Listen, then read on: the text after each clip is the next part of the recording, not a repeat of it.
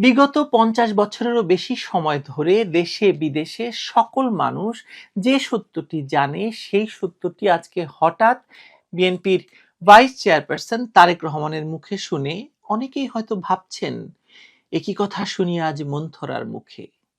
জামায়াত যে যুদ্ধাপরাধী, ৭১ সালে জামায়াত যদি পাকিস্তানি বাহিনীকে সর্বাত্মক সহযোগিতা না করত, তাহলে পাকিস্তানি বাহিনীর হাত থেকে স্বাধীন বাংলাদেশকে ছিনিয়ে আনতে মুক্তিযোদ্ধাদের মাত্র ৩ মাসের বেশি সময় লাগতো না।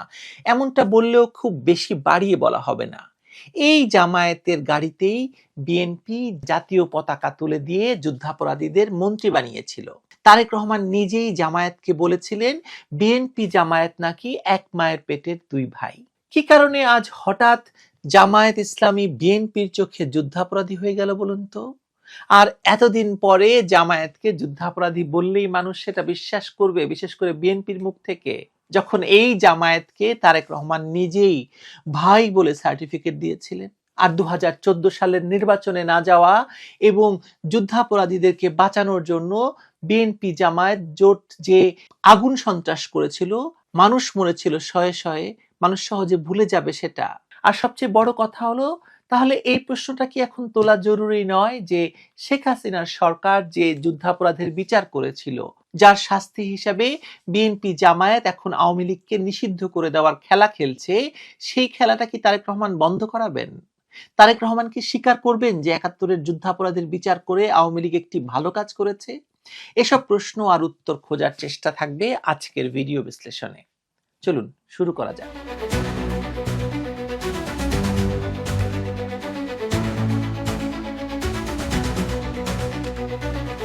ঠিক এখানে এসে বাংলাদেশের রাজনীতি সবচেয়ে নগ্ন হয়ে ধরা দেয়। এক মায়ের পেটের দুই ভাই আজ যখন একে অপরের রক্ত পান করতে চাইছে, তখন এটা আর আদর্শের লড়াই থাকছে না, এটা খাঁটি ক্ষমতার যুদ্ধ হয়ে যাচ্ছে।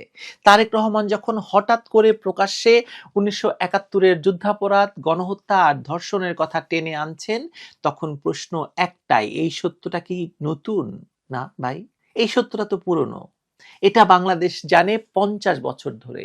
এটা বাংলাদেশের ইতিহাস নিয়ে যেসব বিদেশি গবেষকরা কাজ করছে তারা জানে ৫০ বছর ধরে। কিন্তু এতকাল এই সত্যটাই ছিল বিএনপি জামায়াত সম্পর্কের সবচেয়ে সুবিধাজনকভাবে চেপে রাখা অধ্যায়। এখন ক্ষমতার ভাগ নয়, পুরো ক্ষমতার প্রশ্ন এসে দাঁড়িয়েছে বলেই এই ইতিহাস আবার রাজনৈতিক অস্ত্র হয়ে উঠছে বিএনপির কাছে। এখানে আসল বিষয়টা কিন্তু খুব সোজা। জামায়াতের বিএনপিকে দরকার ছিল কাঁধ হিসেবে, লিফট হিসাবে, রাজনৈতিক পুনর্বাসনের বাহন হিসেবে। যুদ্ধাপরাধের বিচার, নিষেধাজ্ঞা, আন্তর্জাতিক চাপ, সামাজিক ঘৃণার দেয়াল ডিঙিয়ে রাজনীতির মূল স্রোতে ফিরতে জামায়াতের একা কোনো রাস্তা ছিল না। বিএনপি সেই দরজা খুলে দিয়েছে, প্রতীক দিয়েছে, আসন দিয়েছে, মন্ত্রী বানিয়েছে, রাজপথের ঢাল হয়ে দাঁড়িয়েছে বিএনপি এই জামায়াতের জন্য। এর বিনিময়ে বিএনপি পেয়েছে কিছু অতিরিক্ত ভোট, মাঠের কিছু ক্যাডার, ধর্মীয় আবেগের একটা অংশ। দুপক্ষই জানতো এটা আদর্শিক নয়, এটা প্রয়োজনের বিয়ে। কিন্তু সমস্যা শুরু হয় তখনই যখন প্রয়োজন বদলে যায়। এক সময় জামায়াতের লক্ষ্য ছিল টিকে থাকা, এখন জামায়াতের লক্ষ্য ক্ষমতা দখল, পরিপূর্ণ ক্ষমতা, বাংলাদেশের পরিপূর্ণ ক্ষমতা এখন তারা চায়। তখন তারা ক্ষমতার ভাগ চাইতো, এখন তারা পুরো দেশটাকে চায়। আর এখানেই বিএনপির স্বপ্নের সঙ্গে জামায়াতের স্বপ্ন সরাসরি সাংঘর্ষিক হয়ে দাঁড়িয়েছে। বিএনপি ক্ষমতায় ফিরতে চায় প্রধান দল হিসেবে, একক বৈধ রাজনৈতিক উত্তরাধিকার হয়ে। জামায়াত চাইছে সেই বিএনপির পিঠে হয় ছুরি মেরে হোক অথবা বিএনপির ঘাড়ে চড়ে বসতে। এই জায়গাটা বিএনপি আর মানতে রাজি হচ্ছে না। তারেক রহমানের সাম্প্রতিক বক্তব্য তাই নৈতিক জাগরণের ফল নয়, এটা নিখাত রাজনৈতিক আত্মরক্ষার কৌশল।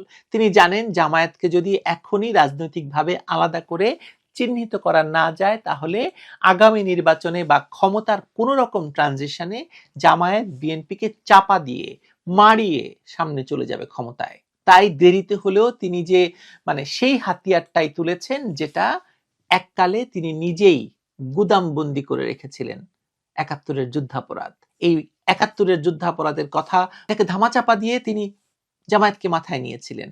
আর শেখ হাসিনার আওয়ামী লীগ যখন যুদ্ধাপরাধের বিচার করছিল, তখন তিনি জামায়াতের ঢাল হয়ে দাঁড়িয়েছিলেন, তিনি এবং তার দল। আর এখন যখন ক্ষমতার টান পড়েছে, এখন আবার তিনি তার ভেতর থেকে মানে তার পকেট থেকে এই যুদ্ধাপরাধের ইস্যুটি এনে টেবিলে ফেলছেন। মানুষ এত বোকা না, মানুষ সব বোঝে। এতদিন বিএনপির সুবিধা ছিল দ্বিমুখী। একদিকে তারা মুক্তিযুদ্ধের পক্ষের মানে কথা বলতো নিজেদেরকে, মানে জনগণকে বলতো আমরা মুক্তিযুদ্ধের পক্ষের দল, মুক্তিযুদ্ধের ঘোষকের দল, আমরা যুদ্ধাপরাধের বিচার চাই, তবে কিন্তু সেটা স্বচ্ছ হতে হবে, এরকম নানা কথা। অন্যদিকে জামায়াতকে আশ্বস্ত করতো যে তোমরা আমাদের ভাই, তোমাদের রাজনৈতিক জায়গা আমরা ধরে রাখবো। এই যে দ্বিচারিতা কোনো নৈতিক সমস্যা তৈরি করেনি কিন্তু তখন এই দুইটা দলের মধ্যে, কারণ তখন দুপক্ষই লাভবান হচ্ছিল। এখন লাভের সমীকরণ ভেঙে গেছে, লাভের গুড় এখন পিঁপড়ায় খেতে বসেছে। জামায়াত বুঝে গেছে আওয়ামী লীগ মাঠে নেই, কার্যত মানে নিষ্ক্রিয়। বিএনপি দুর্বল, দীর্ঘদিন ক্ষমতার বাইরে, আন্তর্জাতিকভাবে মানে অনাস্থার জায়গায়। এই ফাঁকা মাঠে তারা নিজেরাই বড় খেলোয়াড় হতে চায়, আর ইউনূস তো তাদের পক্ষে আছেই। তারা আর বিএনপির ছোট ভাই হয়ে থাকতে রাজি না। ধর্মভিত্তিক রাজনীতির পুনরুত্থান, সামাজিক সংগঠন, মসজিদ কেন্দ্রিক নেটওয়ার্ক, ছাত্র রাজনীতি আর বিপুল পরিমাণে অর্থ, পাকিস্তানের সঙ্গে জড়াজড়ি, তুরস্কের সহযোগিতা, সব মিলিয়ে তারা নতুন করে এত আত্মবিশ্বাসী হয়ে উঠেছে যে তারা বিএনপির সঙ্গে পুরনো চুক্তিতে আর ফিরতেই চাইছে না। এখানেই তারেক রহমানের বক্তব্যের রাজনৈতিক তাৎপর্য সবচেয়ে গভীর। তিনি মূলত জামায়াতকে এক ঝটকায় আন্তর্জাতিকভাবে এবং অভ্যন্তরীণ রাজনীতিতে আবার বিতর্কিত করে তুলতে চাইছেন। তিনি বার্তা দিতে চাইছেন তার নিজের দলকে, ভোটারকে, বিদেশি শক্তিকে, আর ইউনূসকেও তো বটেই। তিনি বলতে চাইছেন যে দেখুন, বিএনপি জামায়াত এক নয়, আমরা তাদের দায় নেব না, 1971-এর অপরাধ তাদের, আমাদের নয়। কিন্তু সমস্যা হলো এই কথাটা যতই সত্য হোক, তা বিশ্বাসযোগ্যতার সংকটে পড়বে যখন তারেক রহমানের মুখ থেকে এটা বেরোবে। কারণ মানুষ জানে এই একই তারেক রহমান এক সময় জামায়াতকে নিজের মায়ের পেটের ভাই বলেছিল। খালেদা জিয়া প্রকাশ্যে জামায়াত নেতাদের মুক্তির দাবি জানিয়েছিলেন, মন্ত্রিসভায় বসিয়েছিলেন। তখন কি 1971-এর মানে জামায়াতের চরিত্র বদলে গিয়েছিল? না, বদলায়নি তো। বদলেছে শুধু ক্ষমতার হিসেব নিকেশ। ক্ষমতার হিসেব নিকেশে জামায়াতকে তখন তাদের খুব গুরুত্বপূর্ণ মনে হয়েছিল। এ কারণেই তারেকের এই বক্তব্য এখন অনেকের কাছে নৈতিক অবস্থান হিসেবে নয়, কৌশলগত নাটক হিসেবে ধরা পড়ছে। মানুষ হাসছে কারণ তারা এই রাজনীতির ভেতরের হিসাবটা বুঝে ফেলেছে।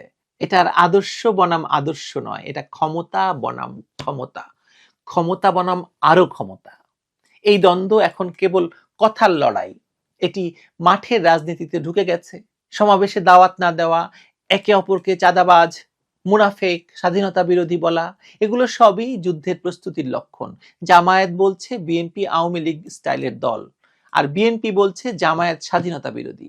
এখানে কেউ আপোষের ভাষা আর ব্যবহার করছে না। এই সংঘাতের পরিণতি খুবই বিপজ্জনক হতে পারে, কারণ দুই পক্ষই জানে তারা কখনোই পুরোপুরি বিচ্ছিন্ন ছিল না। তারা একে অপরের সংগঠনের ভেতর ঢুকে আছে, মাঠের কর্মীরা অনেক জায়গায় একই বা মিশ্র। এই পরিস্থিতিতে দ্বন্দ্ব চরমে ওঠে যদি, তাহলে তা শুধু রাজনৈতিক বাকযুদ্ধ থাকবে না, তা শারীরিক সংঘাত, দখল যুদ্ধ, এমনকি জাতীয় অস্থিরতার কারণ হতে পারে, এবং নির্বাচনে তার বড় ধরনের প্রভাব পড়বে। আরেকটা বাস্তবতা হলো এই পুরো সংঘাতের পেছনে আওয়ামী লীগের অনুপস্থিতি আরো একটা বড় কারণ। এতদিন বিএনপি জামায়াত জোট টিকে ছিল একটাই কারণ, তাদের কমন শত্রু হচ্ছে আওয়ামী লীগ। সেই শত্রু যখন মাঠ থেকে সরিয়ে দেওয়া হয়েছে, তখন শত্রুর জায়গাটা তারা একে অপরের জন্য দখল করেছে। যেহেতু আওয়ামী লীগ নাই, সেহেতু দখল বাণিজ্যে হয় বিএনপি জামায়াতের শত্রু, নাহলে জামাত বিএনপির শত্রু। রাজনীতিতে শূন্যতা কখনো দীর্ঘস্থায়ী হয় না। সেই শূন্যতাই এখন বিএনপি আর জামায়াত মুখোমুখি হয়ে গেছে। এখানে বিদেশি শক্তির প্রসঙ্গ একেবারে উড়িয়ে দেওয়া যায় না। দক্ষিণ এশিয়ায় ধর্মভিত্তিক রাজনীতিকে অনেক শক্তি কৌশলগতভাবে ব্যবহার করতে চায়। জামায়াত যদি ক্ষমতার কাছাকাছি পৌঁছে যায়, তাহলে আন্তর্জাতিক শক্তির সঙ্গে দর কষাকষির জায়গায়ও তারা তৈরি করতে পারবে। বিএনপি সেটা ভালোভাবে বোঝে। তাই তারেক রহমান এখন মরিয়া হয়ে নিজেকে একটি তুলনামূলকভাবে গ্রহণযোগ্য শক্তি হিসেবে দাঁড় করাতে চাইছেন। তারেকের বক্তব্যের আসল দর্শক জামায়াত নয়, বরং বিদেশি কূটনৈতিক মহল। তিনি বোঝাতে চাইছেন তাদেরকে যে বিএনপি ক্ষমতায় এলে বাংলাদেশ তালেবানি পথে যাবে না, মুক্তিযুদ্ধের প্রশ্নে আমরা ছাড় দেব না, ধর্মভিত্তিক উগ্রবাদকে প্রশ্রয় দেব না। এটাই তিনি বোঝাতে চাইছেন জামায়াতের সঙ্গ ছেড়ে। তিনি জানেন এই বার্তা না দিতে পারলে জামায়াতের উত্থান তাকে আন্তর্জাতিকভাবে কোণঠাসা করে ফেলবে। কিন্তু এখানে বিএনপি সবচেয়ে বড় সংকটেও পড়েছে। তারা এতদিন জামায়াতকে রাজনৈতিক বৈধতা দিয়েছে, এখন হঠাৎ করে সেই বৈধতাকে অস্বীকার করলে সেটার খেসারতও তাদেরকে দিতে হবে, কারণ রাজনীতিতে মানে স্মৃতি খুব লম্বা, মানুষ ভুলে যায় না। এই লড়াই যদি আরো গভীরে যায় তাহলে তিনটা সম্ভাব্য পরিণতি সামনে থাকবে। এক, বিএনপি জামায়াতকে আলাদা করে একটা মধ্যপন্থী জোট গড়ার চেষ্টা করবে। দুই, জামায়াত বিএনপিকে পাশ কাটিয়ে নিজস্ব গতিতে ক্ষমতার কেন্দ্রে যেতে চাইবে। তিন, এই দুই শক্তির সংঘর্ষে রাজনীতি এমন অস্থিতিশীল হবে যে আরেকটি কর্তৃত্ববাদী শক্তির উত্থানের পথ পরিষ্কার হয়ে যাবে। সবচেয়ে ভয়ঙ্কর দিকটা এখানেই, যদি জামায়াত শক্তিশালী হয় এবং কঠোর শাসনের দিকে যায় তাহলে গণ অভ্যুত্থানের সম্ভাবনা বাড়বে। অর্থাৎ বিএনপি জামায়াতের এই ক্ষমতার যুদ্ধ শেষ পর্যন্ত সেই শক্তিকে পুনরুজ্জীবিত করতে পারবে যারা তাদেরকে একসঙ্গে সরিয়েছে। এটা হয়তো আওয়ামী লীগের জন্য ভালো, কিন্তু দেশের জন্য ভয়ঙ্কর। তারেক রহমান যখন তাই আজ তার ভাই জামায়াতকে যুদ্ধাপরাধী বলছেন, তখন সেটা নৈতিক সাহসের প্রকাশ নয়, সেটা রাজনৈতিকভাবে বাঁচার লড়াই। এটা দেরিতে বলা এক সত্য যা এতদিন মিথ্যের নিচে চাপা ছিল প্রয়োজনের কারণে। এখন প্রয়োজন বদলেছে, তাই সত্যটা ফিরে এসছে তার অস্ত্র হিসেবে। এই গল্পটা কিন্তু খুব পুরনো। রাজনীতিতে কেউ কারো ভাই নয় যতদিন না ক্ষমতার সিংহাসন ফাঁকা থাকে। সেই সিংহাসনের দিকে যখন দুই ভাই একসঙ্গে দৌড়ায়, তখন ভাইয়ের গলা আরেক ভাই প্রথম কাটতে হয় বা কাটতে চায়। আজকে বিএনপি আর জামায়াত ঠিক সেই জায়গাতে দাঁড়িয়ে আছে। সামনে বাংলাদেশের প্রধানমন্ত্রীত্বের সিংহাসন, ক্ষমতার সিংহাসন, আর জামায়াত বিএনপি এক সময়ের মায়ের পেটের দুই ভাই একসঙ্গে দৌড়াচ্ছে। এক ভাইকে গলা না কেটে আরেক ভাই তো ক্ষমতা দখল করতে পারবে না। আর বাংলাদেশের রাজনীতি দাঁড়িয়ে যাবে বা দাঁড়িয়ে আছে একটা অন্ধকার জায়গায়। এই অন্ধকারে কে কার গলা আগে কাটবে সেটা হচ্ছে প্রশ্ন। দেখা যাক।